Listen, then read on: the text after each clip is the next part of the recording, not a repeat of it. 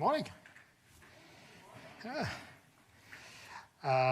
What a great day, what an honor to have our Secretary of State with us today to share his views on foreign policy.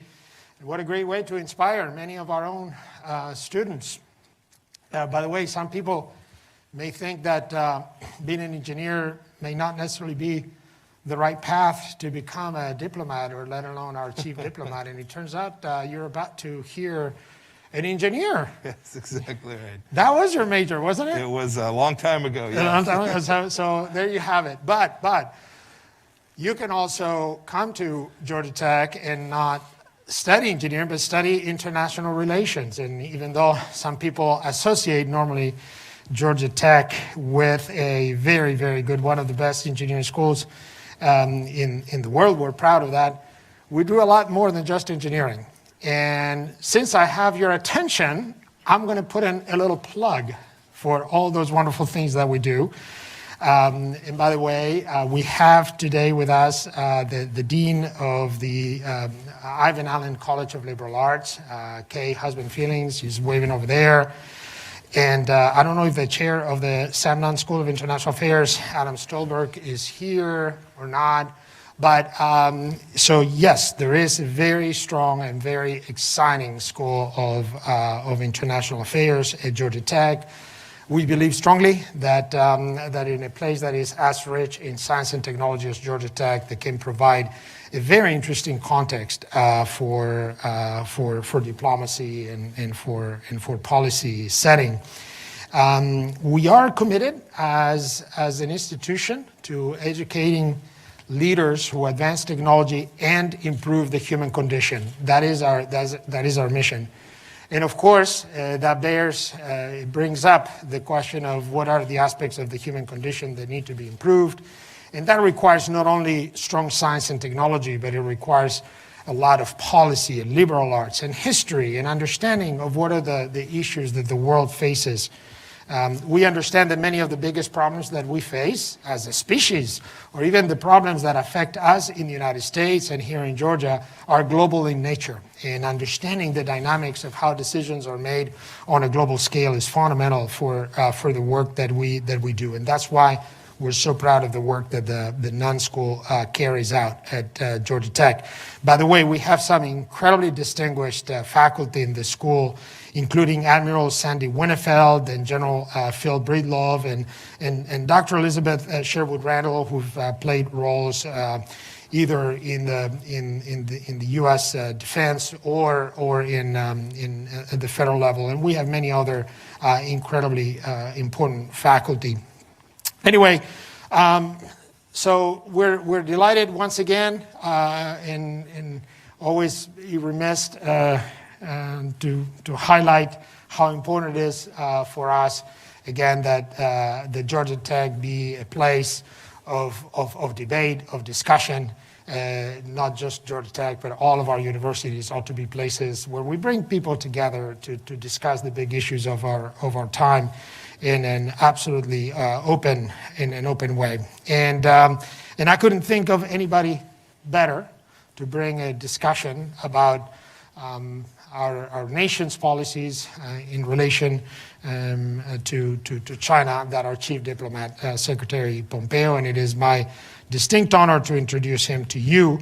You know that Secretary Pompeo is the 70th person to have this job. The first one, I guess, must have been Thomas Jefferson. What a distinguished line of individuals that you follow. Secretary Pompeo has had a whole number of jobs. I don't know if you know how to keep a job, but there is a very positive side to that, of course, which is that you have accumulated a host of experience that I think very few people can. Secretary Pompeo has been a soldier. He has been an attorney. He has been a business leader. He has been an elected official. He has run our intelligence, and now he is our chief diplomat. He's also slightly competitive. I found reading about him, everything he does, he wants to do it well. He wants to be best in class. So when he went to West Point, he graduated first in his class. And then when he went to Harvard for law school, he was editor of the Law Review, which is one of the biggest honors for a law school student at Harvard. When he served our military, I think it caught you at a very interesting time, patrolling up and down the Iron Curtain in between West Germany and East Germany, and right before the fall of the Berlin Wall. And as we were trying to figure out earlier, he may be, we don't know this, but he may be the first person who's been the head of the State Department, having been director of the CIA. Which what an interesting perspective that would give you.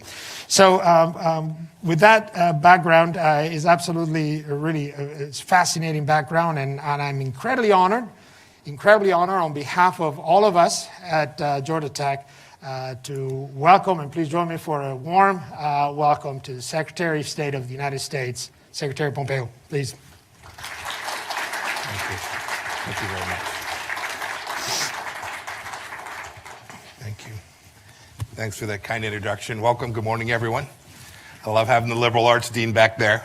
It was always a big challenge when I was in school, making sure I got the periods and the paragraphs, everything just right. I like the math, zeros and ones. President Cabrera, thanks for the very warm introduction that you gave me today. I want to personally thank you and Lynn for hosting our entire team here. When I come, it's not always simple, and especially in these times, it's even trickier with all the requirements. Thank you for getting that right, and thank you too to all the leaders here at Georgia Tech and students.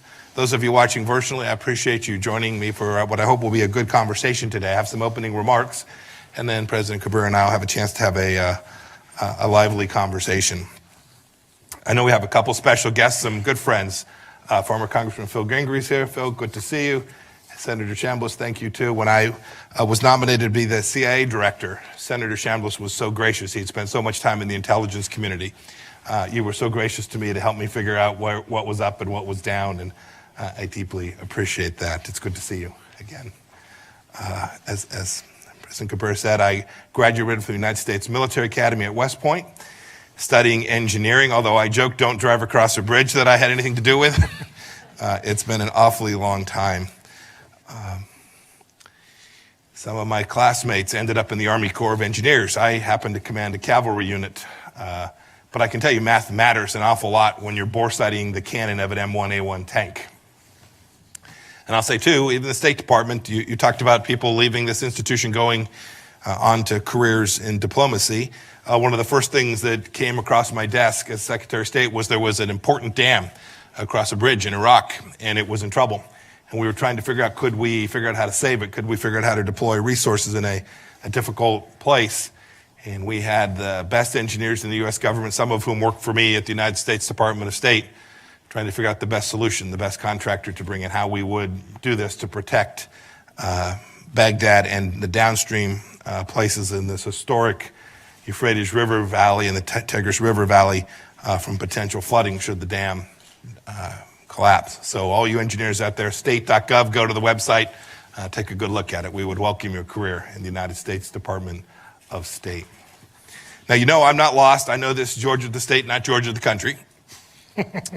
But it's important that I come here to talk about the topic that I have in front of us today, because this is the place where American national security intersects deeply with the things that happen at important research institutions like this one. I thought I'd start with a quick story by way of explanation. Professor Fei-Ling Wang is with us here today. Professor, where I didn't see you sitting where? Welcome. Nice to see you. Several years ago, Professor Wang took a trip to China where he was scooped up by security agents inside of China. He was held in a secret location for 2 weeks. Professor Wang was interrogated and threatened. They wanted information about his research about China and his time teaching at my alma mater, West Point. He could tell you the stories better than I could, but they thought they could intimidate him or perhaps recruit him because he's ethnically Chinese. It's a blessing he's here with us today, and thankfully he was released after pressure from the leadership, lots of places, including this very university and the Carter Center. The lesson I think that we can take away from this is clear.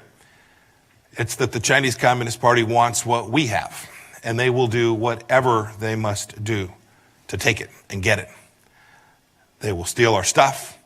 They will pressure critics of the Chinese Communist Party to keep quiet. They will do whatever it takes. And it's important to come and talk with the American people about this, because Americans must know how the Chinese Communist Party is poisoning the well of our higher education institutions for its own ends, and how those actions degrade our freedoms and American national security. If we don't educate ourselves, if we're not honest about what's taking place, we'll get schooled by Beijing. Now, it's taken this country, and indeed the entire free world, a long time to understand the trajectory that China is on today. In fact, we're not quite there yet everywhere in the world. There's no one to hold accountable for this. That's not the important part. Because for a long time, Republicans, Democrats, leaders all across academia, institutions, commercial space, thought that by trading and engaging with China, that the Chinese Communist Party would reform itself, it would loosen up, it would embrace economic and political freedom, and it would present less risk to freedom around the world. But instead, that's not what we got. Instead, the Chinese communists used the wealth that was created by this to tighten their grip on power over the Chinese people, and to build a high-tech, repressive state like the world has never seen. General Secretary Xi Jinping has made clear his intentions. You only have to listen to what he says. He says he wants total control at home and to make China the #1 power abroad. And he's well on his way to working on that project. He's building up the People's Liberation Army. He's manipulating international organizations for Beijing's benefit. And he's engaging, as we have seen in TV only just these last 2 days, he's engaging in a vast influence campaign all across the world. And that may, for some of you sitting at home today, seem like a long ways away and very ambitious touch for Xi Jinping to make. But I must say, he has his eye on each and every one of us. Over the past year, I've talked to America's governors in Washington about this, state legislators in Wisconsin, tech leaders in Silicon Valley, many other groups. I've gone out to talk to them about this challenge. And today, I want to talk about what's happening in schools across America, especially research institutions in places like where I'm standing today. Just think about it. Chinese Communist Party scientists aren't pioneering cancer cures. We are. And it's not North Korean biochemists that are producing safe COVID vaccines. We are. And Iranians aren't ahead in supercomputing. No, in fact, we are. It is the free world and free peoples that produce these superior results. And we should be very proud of that fact. But we have an obligation to protect it, to preserve it, to make sure that that's the case 10 and 50 and 100 years from now. Because on places like this campus, scientists have pioneered quantum computing, artificial intelligence, pediatric technology, even autonomous robots that can function without human control. And I must say that frightens me just a bit. Look, the Chinese Communist Party knows it can never match our innovation. It has state-owned enterprise. It's an authoritarian regime. It is a government-centric focus. It's why it sends 400,000 students a year to the United States of America to study. 400,000 students a year studying in our universities come from one country. It is no accident.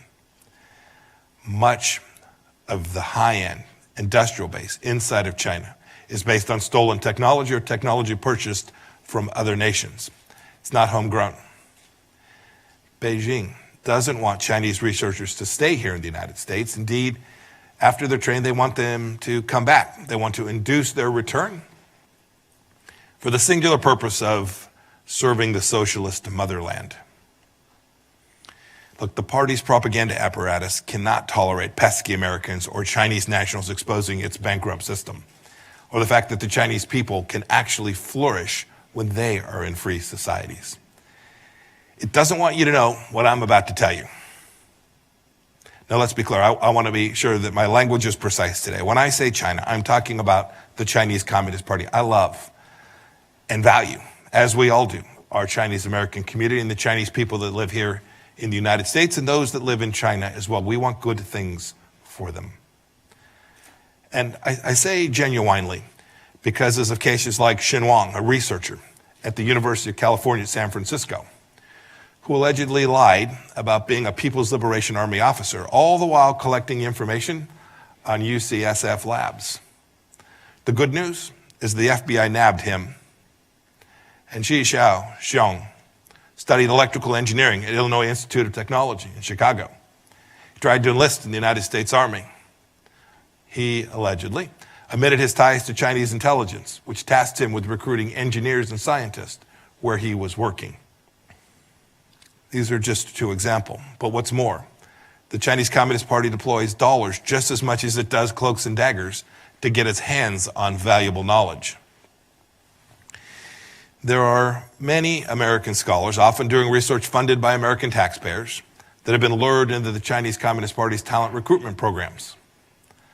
The CCP pays them what is for them a fortune to do research related to their current fields for or in China, and then often uses the fruits of their brainpower to build its military strength. A researcher from my home state of Kansas was caught up in this trap, as was the Harvard chemistry department head. Think about that. The Director of National Intelligence, John Ratcliffe, recently described the CCP strategy as rob, replicate, and replace. But I want to add another R to the DNI's list. I want to add repress. Yang Zhuping, a student from China, delivered a commencement address at the University of Maryland back in 2017, just a couple years back now. She praised the fresh air of free speech. She was soon demonized and harassed by CCP propaganda outlets. I promise you, while I cannot tell you everything, that was no coincidence. One University of Georgia student said of the CCP secret police in 2018, quote, "They have harassed me repeatedly and asked me to give them information about the activities of overseas democracy activists and dissidents. And they are particularly interested in the activities of Uyghurs and Tibetans," end of quote. Some of the CCP's biggest victims on campuses are innocent Chinese nationals themselves.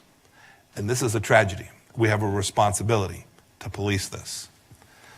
Another example, at Princeton, just this year, students in a Chinese politics class were forced to use code names on their work, lest the CCP discover their identities and prosecute them for free expression of views on Hong Kong and the CCP under its draconian new national security law. That's right here.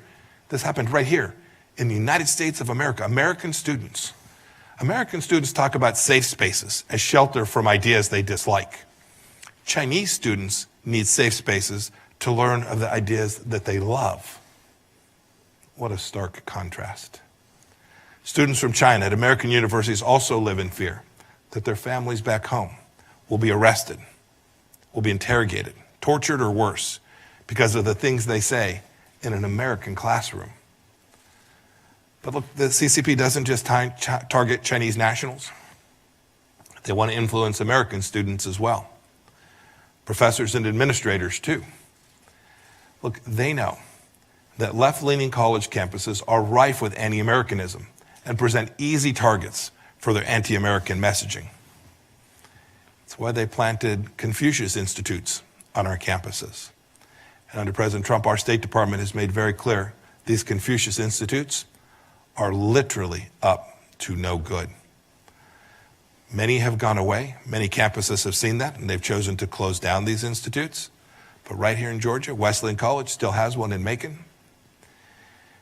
Look, it's why there are groups on campuses called Chinese Student Scholars Association here too. They're directed and almost always funded by the Chinese embassy or a local Chinese consulate. Its purpose, to keep tabs on students and to press pro-Beijing causes. Now you would think at freedom-loving places like Georgia Tech and institutions and scholars all across the world, administrators, school faculty would be more up in arms about the Chinese Communist Party's outright theft and flagrant violation of freedoms that I've described. But we see it too seldom. Well, why? Why do schools censor themselves? They often do it out of fear of offending China.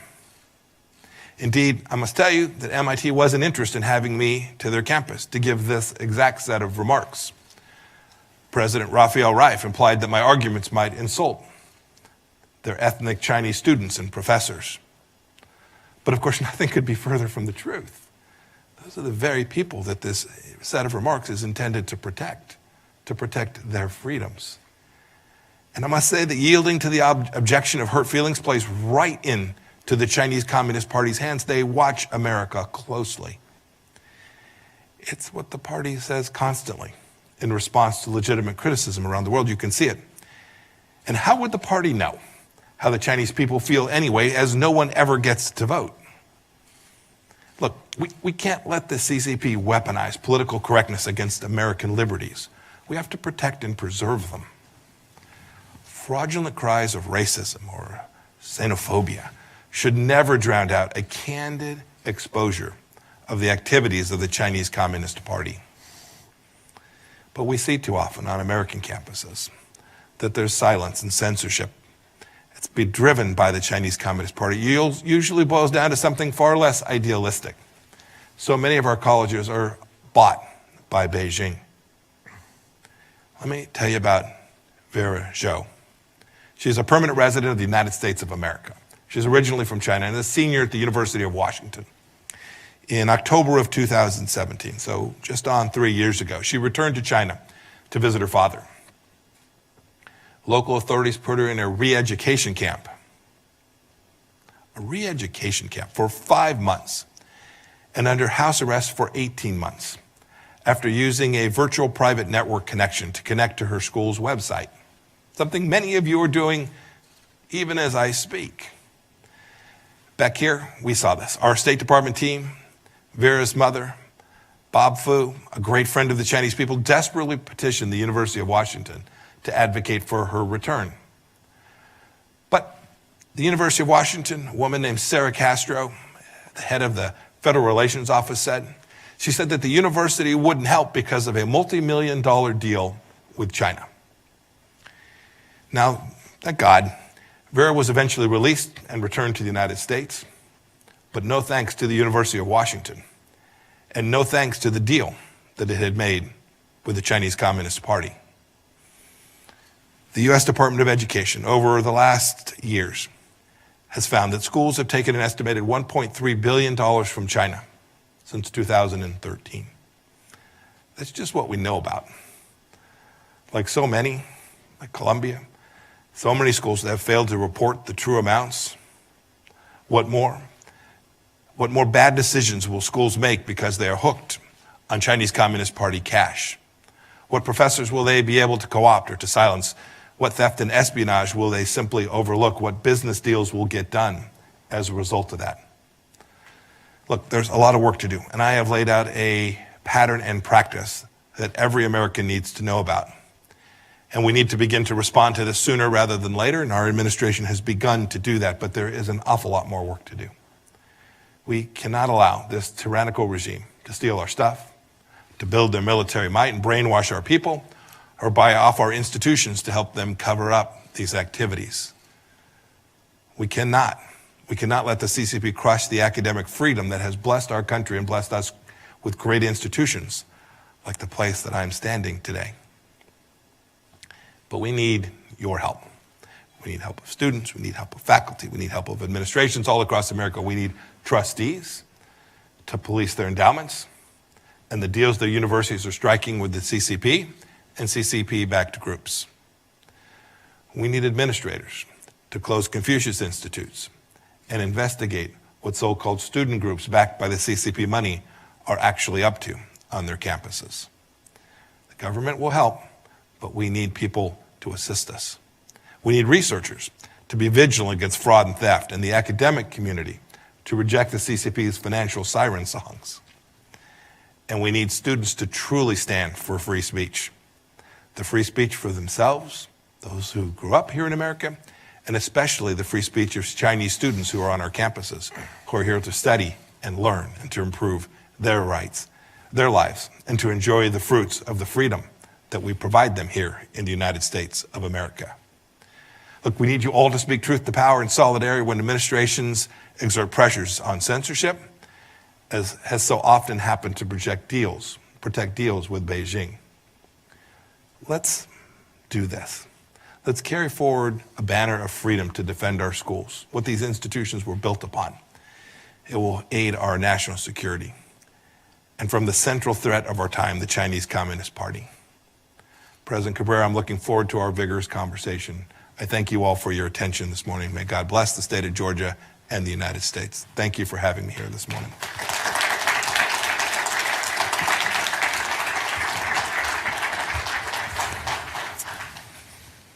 Thank you so much, Secretary. Appreciate you coming here and you bring so many important and incredibly difficult questions for us. So you know that Georgia Tech, we're a proud partner of the United States government. We are one of the most research-intense universities in the country. The head of our Georgia Tech Research Institute is in attendance. That organization alone does about $750 million in research grants, a lot of that classified work with different agencies in the government. The overall institute does over $1 billion of grants every year. We're very proud. Not all of that, of course, is funded, but the bulk of that is. So we take issues of protection of our ideas and intellectual property very, very, very seriously. At the same time, we attract amazing Chinese students, undergraduate and graduate students, some of whom join faculty ranks and contribute to making American science and technology the way you described it, the most competitive in the world. So help us figure out a way, how can we even frame these seemingly incompatible objectives of continuing to leverage that advantage to bring all that talent in without putting our national interest at risk? Yeah. So it's the exact right question. And it is not a simple thing to answer. But what I can say with certainty is that we've had the balance completely wrong for decades. That is, we had an open spigot for these risks to be present in our system without the balance and checks that are required.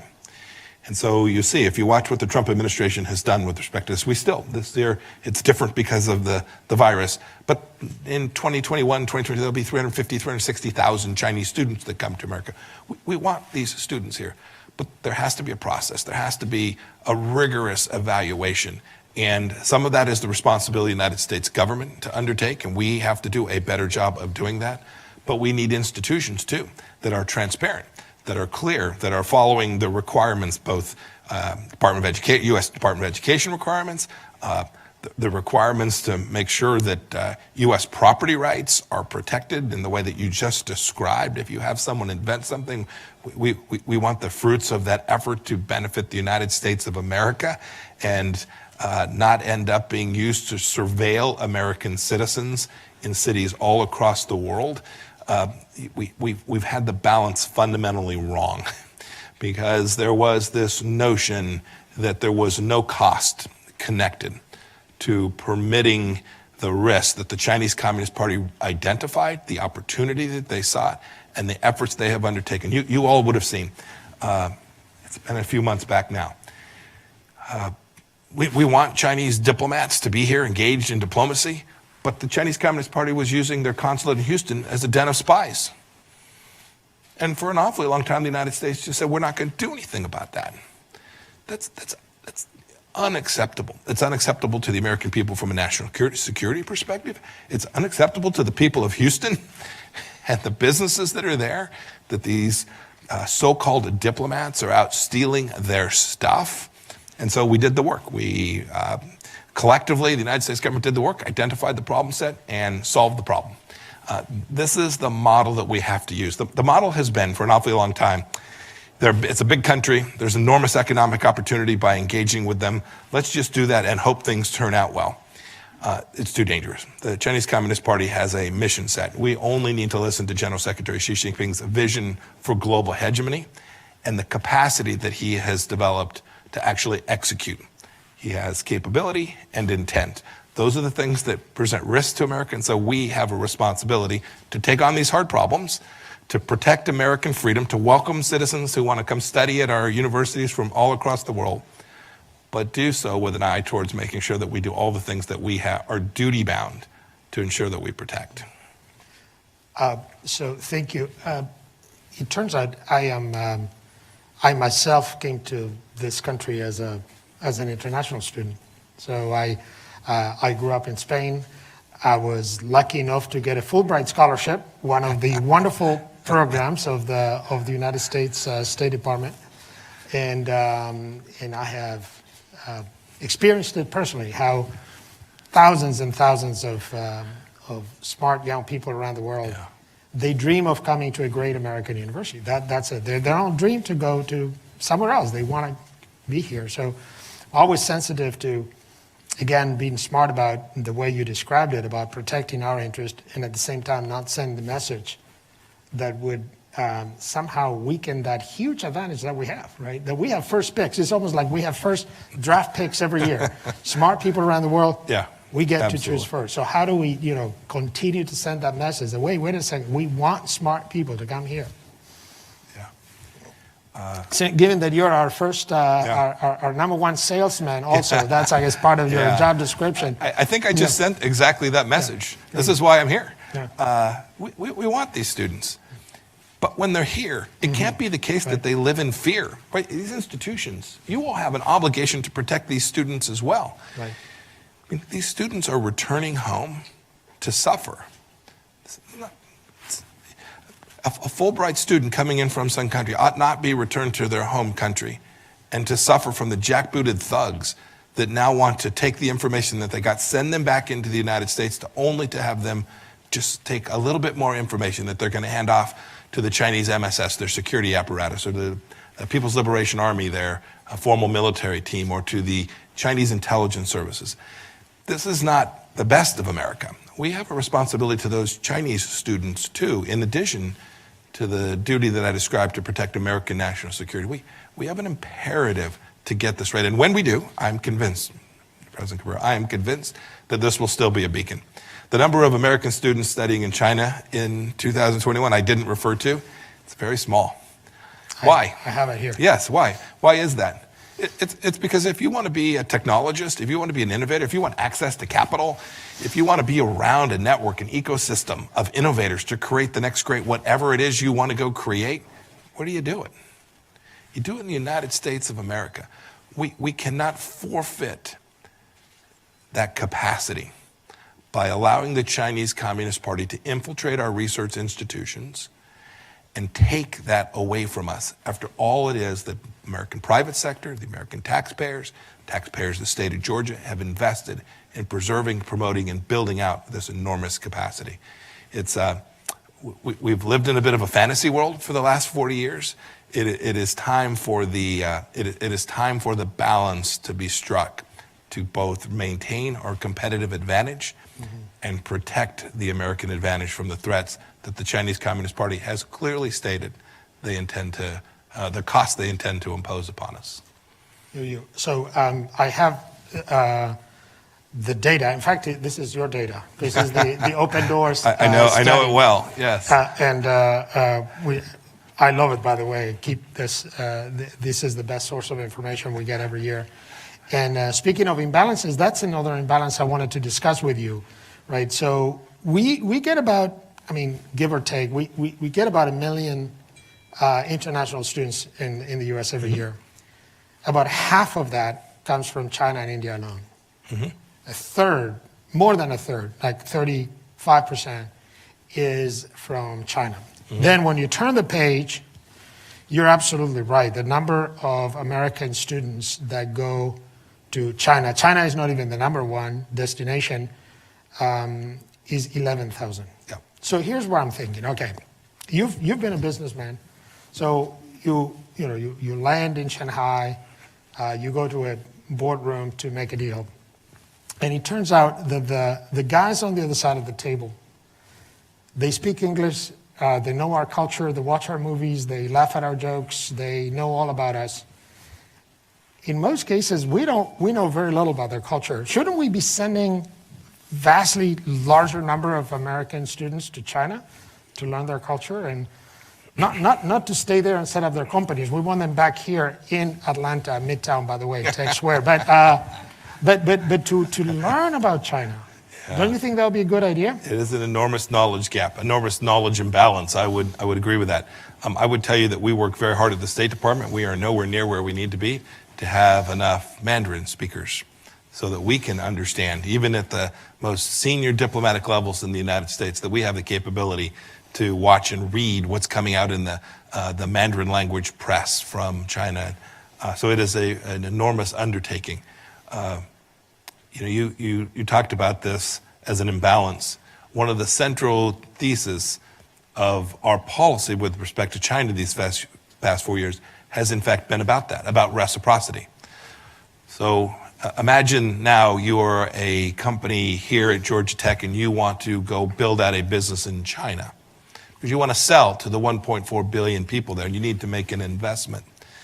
The rules for you to invest there are radically different than some young person in China who'd like to come invest here in Atlanta. That's not right. We need fair and reciprocal rules when it comes to foreign direct investment. We need fair and reciprocal rules when it comes to press reporting. So one of the reasons we know so much less about the Chinese culture has less to do with the number of students and the fact that a person who is a credentialed Western reporter inside of China can't move around freely. This is an enormous imbalance. We've tried to take that on.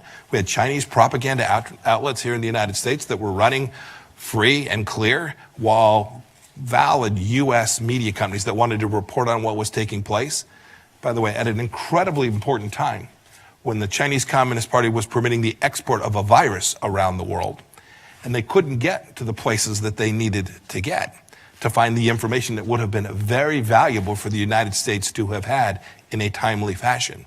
So there's enormous information imbalance attached to that. I talked about one reason there's only 11,000 American students traveling to China. It's that they don't want them there. They don't want Americans. Why? Because when Americans go to a college campus, you've seen it. I traveled the campus a bit this morning.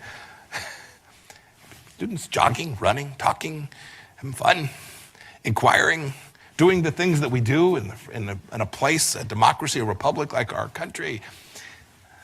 This is not the Chinese campus.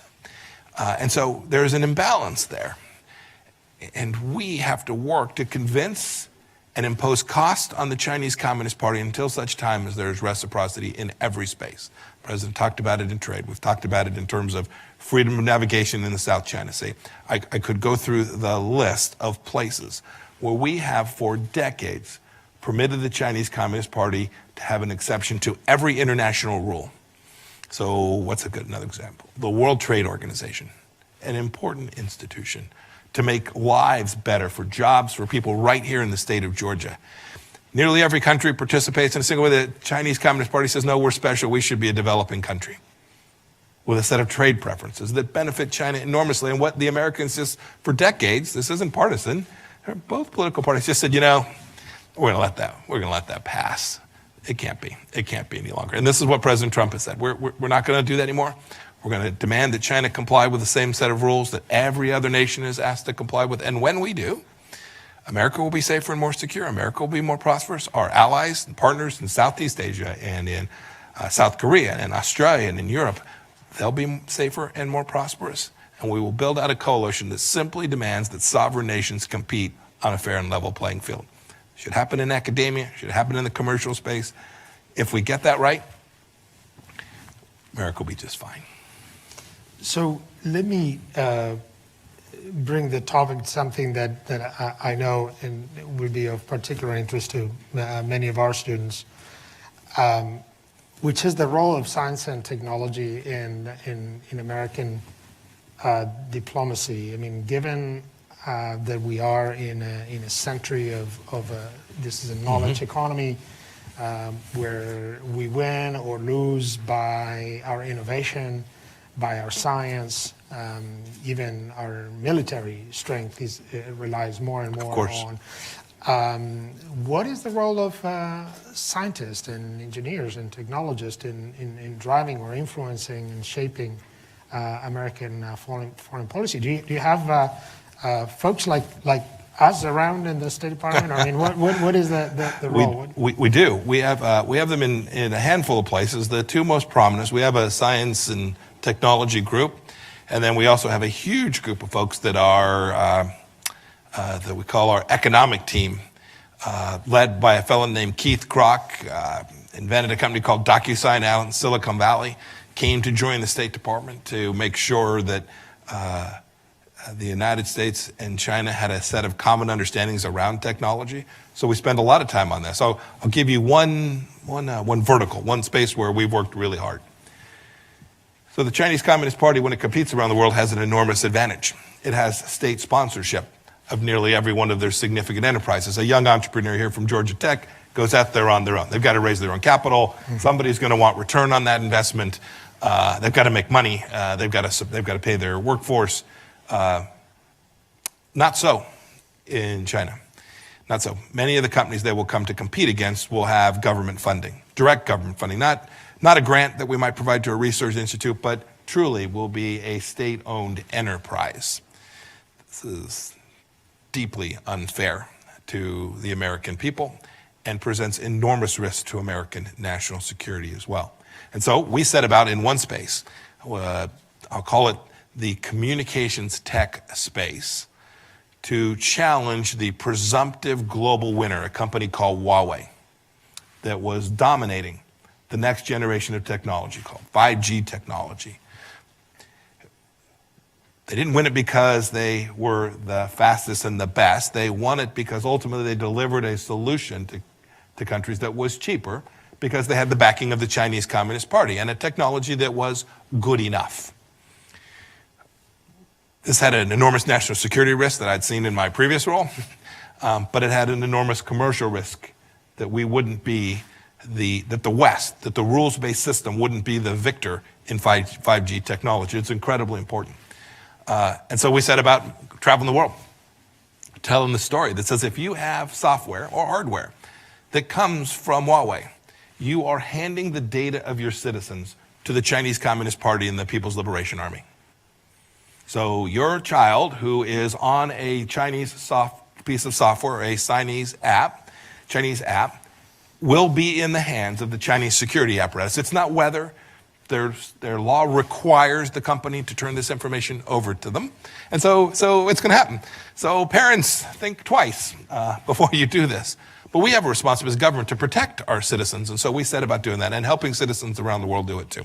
At first, we met on deaf ears because there was a product that was cheap. The Chinese Communist Party would show up and subsidize it. And so it was efficient for governments to put these systems, routers and servers into their systems. We today have over 60 countries that have said we're not going to permit that to happen. 27 out of 29 EU countries.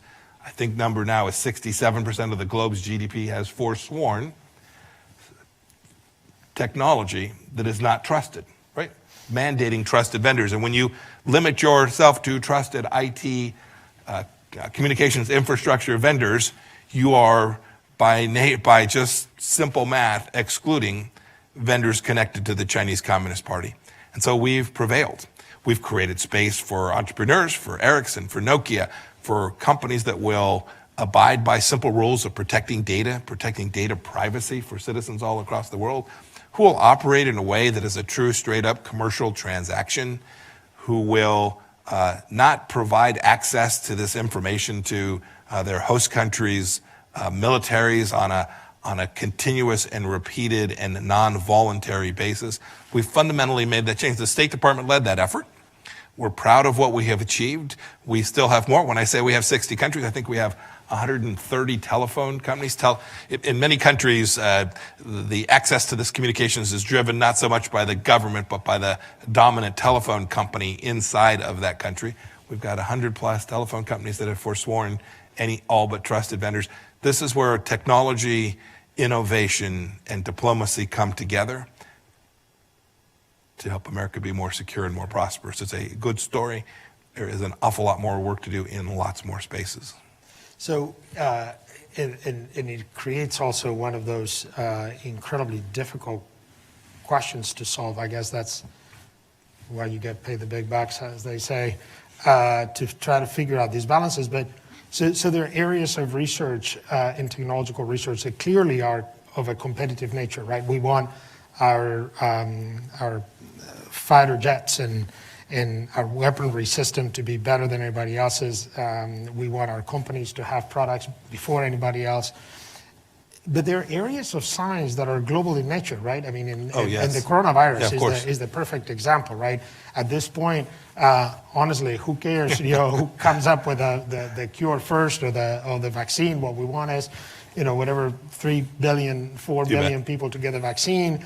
In fact, the sooner the Chinese sequence the virus and make that available, the sooner we all could start working on the new RNA vaccine or DNA vaccine and so forth. So again, how do you balance the competitive nature of some research areas with the fact that in many of the big questions that we deal with as a species, we're in this together, right? These are global threats that we all face that we want smart people everywhere, even in China, to help us figure out. Sure. No, this policy isn't restrictive. But this advancement of civilization best takes place in the context of the rule of law, the liberal international order, sovereign nations, the protection of property rights, all the things that our founders knew so well. This is not the model that Xi Jinping wants for you and wants for you and your children. It is a very different model. It is a model that ultimately collapses upon itself. But in the meantime, we have an obligation to protect and secure American prosperity. And when we do, I can say this with certainty, when we do, citizens all across the globe will benefit from that. I've seen it. I've seen it with my own eyes. I've seen American technology linked up with technology that was manufactured and developed inside of India, linked together to serve people in destitute places in difficult parts of Africa. I've watched it improve their lives. And each step along the way, it benefited from the fact that there was someone out there operating in an ecosystem that respected the rule of law, respected property rights, permitted commerce to take place, contracts were honored. If there was something went amiss, there was a court system that one could resolve the conflict. This is the West. The West isn't a place, it's a concept, it's an idea. This is the West. And the challenge that's here on campus that I spoke about is in fact the challenge between freedom and tyranny. It's the challenge between the ideas that we have in the West and an authoritarian model that has been adopted by the Chinese Communist Party with this sole intention of spreading it as the predominant model around the world. I with all my heart, I can tell you, President Cabrera, that is not in the best interest of people anywhere, including inside of China. So let me, if you don't mind, switch gears a little bit and get somewhat personal. I know many of our students are thinking about careers and career choices, and earlier I joked that you don't seem to be able to keep a job. I hope you're referring to this one now. No. Of course not. No, but I feel like I could make the joke because I feel somewhat in the same place. I've changed and I've done various. As you look back and try to make sense of your career again, having been a soldier and an attorney and a business leader and so forth, how these experiences inform even the way you carry out your job now? I mean, because this is a one-of-a-kind job you have now, but if you look back, how do those experiences inform, make you, prepare you for this? If you stare at it in hindsight, one could argue that there has been a progression, that each task that I've had put in front of me has prepared me, put me in a better place to be, to at least have the capacity to be more effective in the next job that I took on. I think that's true. I didn't set out on that path. No one could dream that you'd be the 70th Secretary of the United States of America, for goodness sake. Although I am mindful, President Trump is the 45th president. There's a lot more turnover in my job than there is in his. I always think back to what my father taught me. Wherever you are, wherever you find yourself, work your tail off. I tell young people, I get asked by young people all the time, well, tell me what I should do to be successful. And the answer is, I have seen successful people who are lazy, but not very many. Most people who find success, however they define it, achieve that because they were prepared to make sacrifices, to make trade-offs in their life, and to work really, really hard. The second thing is to grow where you're potted. Don't be chasing that next stream. Don't spend your time looking over the horizon about the job you want someday. I have not found that to work, not just for myself, but in all the others who I've helped and tried to mentor. In the end, if you work hard and do well, opportunities will present themselves, not every day and not always, but with enough frequency that the right solution is to stay very, very focused on the task that you have in front of you and do it really, really well. The second thing is there is nothing like one's reputation, the capacity for people to understand the character of who you are. And you only get to build that over time and every day. And so wherever you find yourself, you got to speak the truth, even when sometimes it is not welcome and it's difficult. If you do those couple of things, then, and then for me, keeping my faith, if you do those three things, that's what I told my son. Tell the truth, work hard, keep your faith. The world will come present you with things that will be fulfilling for you and for your family. Thank you. I know that that's incredibly valuable advice for our students, and yet you still made big turns in your career, right? So with major, like you're a soldier, you said, want to go to law school, not an obvious choice. I want to go piece together a number of businesses in Wichita, I think. That's what I was really lucky in that sense, is that I was in a play. I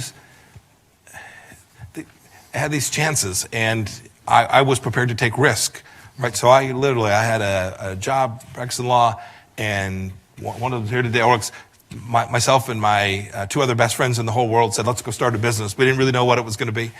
And we decided we'd take that risk. We'd jump off on this. So you also have to be prepared when you see something where you have a passion to go pursue something and you believe you have a skill set where you can generate value, not always financial value, but value, then you got to be prepared to go make the change and take the risk. So, and then maybe back to your current job.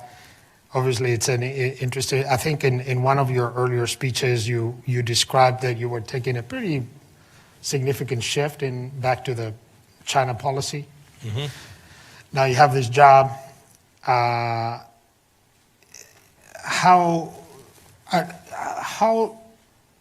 likely are we to see some of these policies stay beyond January, or are we going to see another 180-degree shift? I mean, some of your message is not necessarily partisan, right? I mean, you would have. Yeah. I don't think a single thing I said today reflected a partisan viewpoint, but rather relied on a data set. And so I don't think, frankly, what I said today was particularly controversial about those who are paying attention to the challenges that the Chinese Communist Party presents. And indeed, I've seen this on Capitol Hill in Washington and even in others in think tanks around the world. I think there's an increasing awareness of this challenge. So I'll give you an example. I was in a NATO meeting with my foreign minister counterparts earlier last week. NATO grew out of the challenge of the Soviet Union and was very focused on confronting the Soviet Union and then Russia. Today, NATO is challenged by cyber threats, space threats, disinformation threats from the Chinese Communist Party. And so we, the United States, had worked for in a long time to convince NATO that it needed to focus on this. And we spent an hour and a half of our roughly 4 hours of NATO talking about the threat from the Chinese Communist Party. And I say that as an exemplar of the fact that I think this challenge is now widely recognized. And so I think whoever has the burden and the opportunity of being president of the United States, not just in February of 2021, but February of 2025 and 29 and 33, I think every one of those leaders will feel the challenge and recognize they have a duty and responsibility to confront this in a very real way. I think our administration, President Trump, should be given credit for having faced this, but be the first administration to truly identify this. We did it in 2017 in what's called, it's an obscure document called the National Security Strategy, but we identified this challenge very clearly. And then we have begun to do what every institution does when there's a challenge or an opportunity to move our resources and our focus to confront that primary challenge. I think this will be policy for the United States and indeed for Western democracies for an awfully long time. Well, I think we're pushing our luck with your time. You've been awfully generous, and what I can tell you is I really appreciate you and your service. I know how intense your job is, because I know some of the people who work with you and run around the world chasing you. And regardless of how people feel about policy, I think we all need to agree that we appreciate public service. We appreciate what you've done for our country, and we thank you very much for spending some time with us today. Thank you so much, Secretary Pompeo. I know. Thank you very much, sir. Thank you. Thank you all.